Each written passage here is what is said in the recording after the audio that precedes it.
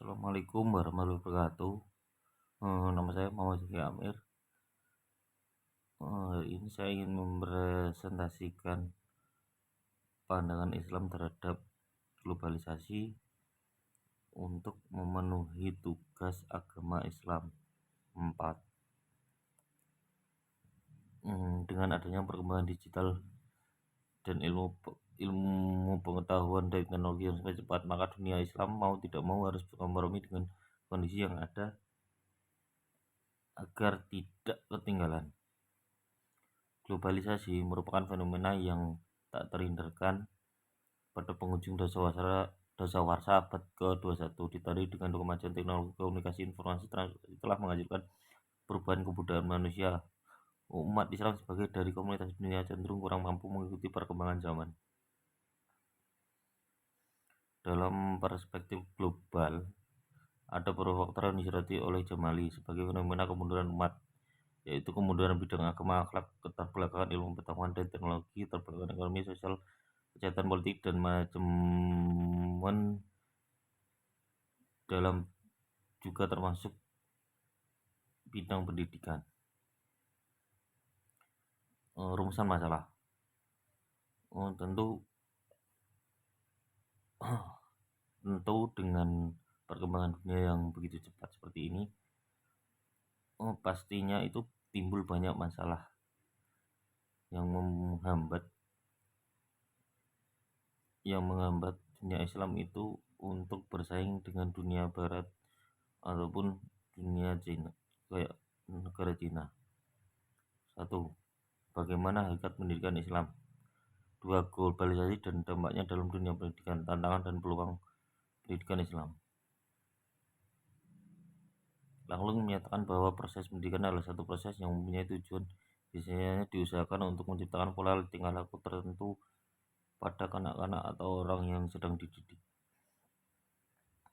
Ini adalah salah satu contoh keputusan-keputusan cendekiawan Islam dalam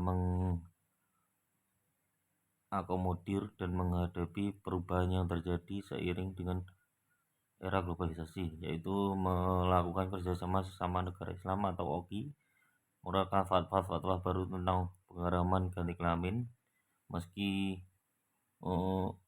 di dunia medis itu dengan melihat kromosom mengganti kelamin itu boleh, bahwa seseorang jika kromosomnya atau DNA lebih cenderung ke pria atau ke cowok lebih ke cewek gitu boleh, tapi Islam tidak mengakomodir itu dan tetap menghukumin haram sesuai Al-Quran, membolehkan pilot tak berpuasa menjalankan tugas, mengharamkan wisata kawin kontrak, mengharamkan berita yang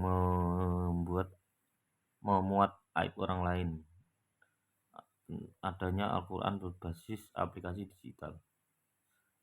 Informasi dalam menghadapi era globalisasi, sebuah keniscayaan efek negatif menyertai munculnya globalisasi yang harus dihadapi oleh dunia Islam, antaranya persaingan bisnis yang sangat ketat, nilai agama yang sudah bergeser dan kabur, degradasi moral, pergaulan remaja yang cenderung bebas, kebutuhan hidup sehingga sering merusak kelembagaan keluarga, penyaluran obat-obatan terlarang, dan minuman keras. Menghadapi problem yang demikian berat, pendidikan Islam tidak menghadapinya dengan model-model pendidikan yang pembelajaran seperti yang sudah ada sekarang ini. Dalam Islam, hal ini ilmu Islam perlu butuh dukungan ilmu lain seperti ilmu sosial, humaniora, kealaman secara interkoneksi dan saling mendukung.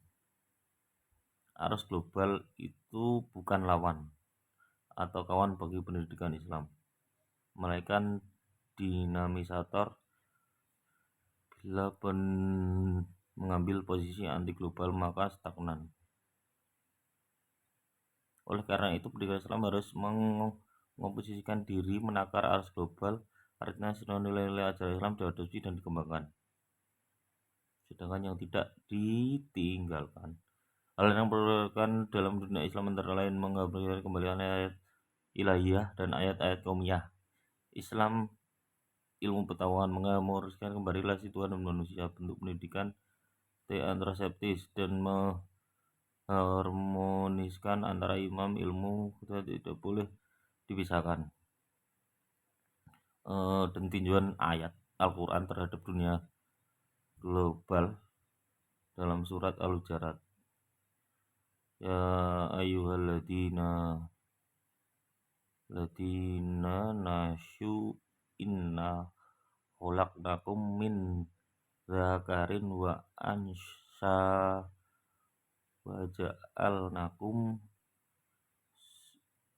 syu'uban wa qabaila la ilaha rafu inna akramakum indallahi aqwakum innallaha alimun khabir. Wahai manusia, sesungguhnya kami telah menciptakan kamu dari seorang laki-laki dan seorang perempuan. Kemudian kami jadikan kamu berbangsa-bangsa, bersuku-suku agar saling mengenal. Sesungguhnya paling mulia di antara kamu di sisi Allah adalah orang yang paling bertakwa. Di sini dijelaskan bahwa apapun yang terjadi dalam dunia luar, memang semua harus dikomodir, tapi landasan utamanya tetap Al-Quran, tetap takwa. Tidak boleh melanggar aturan kitab suci itu sendiri. Meski dalam ayat tersebut dijelaskan tentang berbeda antara suku bangsa, maka teman adalah tinjauan Quran lebih dahulu bentuk ketakwaan, bukan serta-merta lantas mengikuti budaya yang baru. Kesimpulan dari semua pandangan di atas disimpulkan bahwa Islam sangat terbuka dengan perkembangan zaman seiring dengan berjalannya waktu, tetapi kita tidak boleh hanya tergerus dengan pandangan atau budaya yang bertentangan dengan Al-Quran. Terima kasih.